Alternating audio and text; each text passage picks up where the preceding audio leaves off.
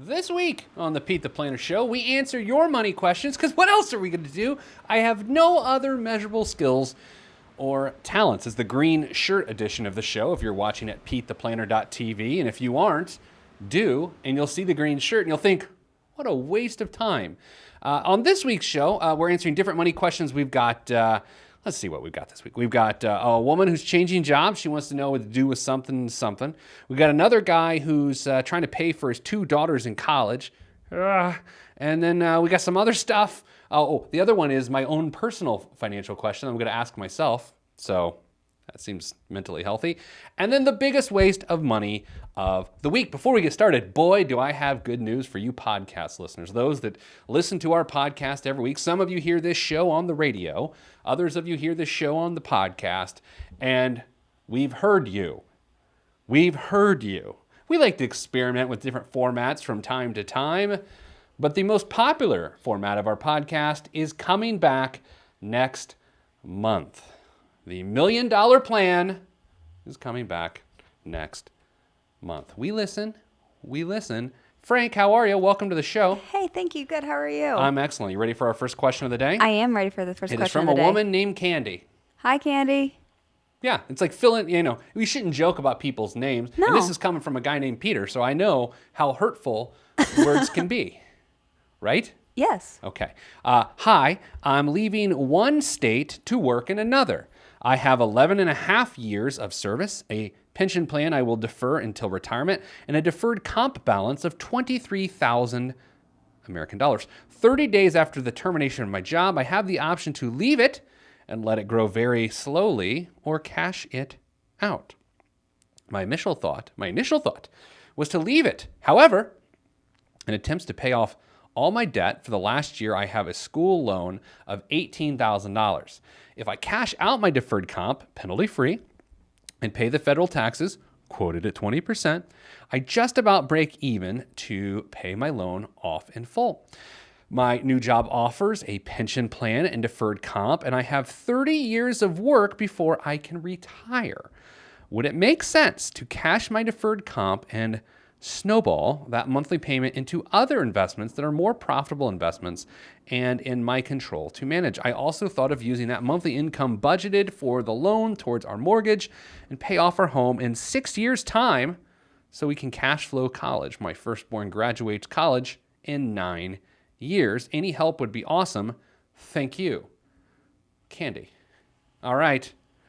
I don't even know where to start. Do you think she calls her house Candyland? I hope so. I would. I would. Absolutely. That was a great game, or is a great game. It's not bad. I play with my kids now, and there's it's you remember it differently than when you play it now. I believe that, yeah. It was better then. Okay, so I definitely know where to start here, and let's hit with some classic things. Generally, when you leave a job, the worst conceivable thing for you to do is to cash out a retirement plan and to use it to do things. Okay, so now here are the different things people typically do when they cash out a retirement plan prior to age 59 and a half, because it's not really considered cashing it out if you do it after 59 and a half. It's just a distribution or a withdrawal from your account. But if you do it prior to 59 and a half, which she clearly is, unless she wants to work to age 89 and a half, then this would be generally a bad idea. And this is what people do when they cash out a retirement account. They do all sorts of stuff. Pay off debt.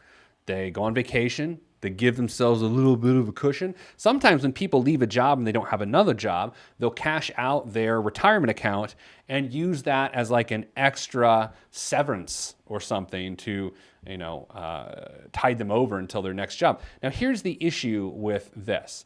It is your money. You can do whatever you want with your money. And sometimes you're put in a jam that's not preferable, but you've got to use the resources you have to get out of that jam.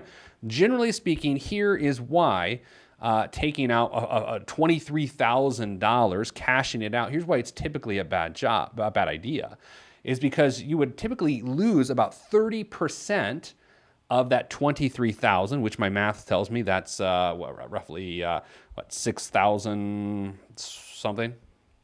Yes. Yeah. 6,900, I think is what the kids are saying. So that would take it down to like $16,000 and change. she says in this particular situation, she wouldn't have to pay the 10% penalty. She wouldn't have to, she would have it, access to it penalty free, and she would have to pay the federal taxes, which is that 20%. So the 30% I speak of is the 20% in federal taxes, the 10% penalty, and she is suggesting she does not have the penalty. I'm sure there's a rule for that, and I'm sure that at some point in time when I had a securities license, I used to know that rule.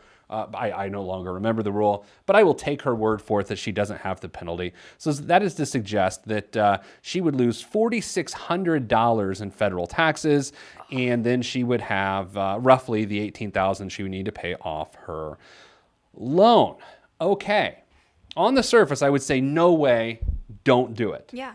And I kind of still feel that way. However, Nicole, Yes. it seems like Candy's got a plan.